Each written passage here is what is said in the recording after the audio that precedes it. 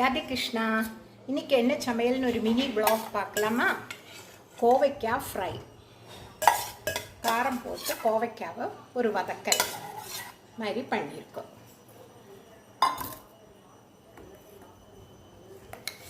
சூடு சாதம்,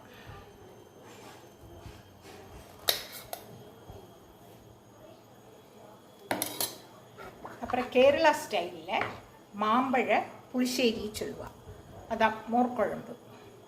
கேரளா ஸ்டைலில் பண்ணியிருக்கோம் மாம்பழம் வச்சு. அப்புறம் எலுமிச்சம்பழம் ரசம், அப்புறம் கட்டி தயிர்,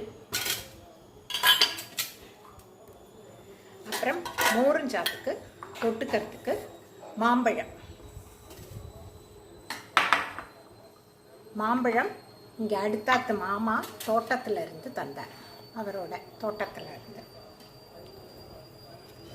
அவ்வளோதான், இன்னைக்கு இதை வச்சு சிம்பிள் சமையல் பண்ணியாச்சு மாம்பழத்தை வச்சு. வாழ்க வளமுடன். நன்றி, வணக்கம்.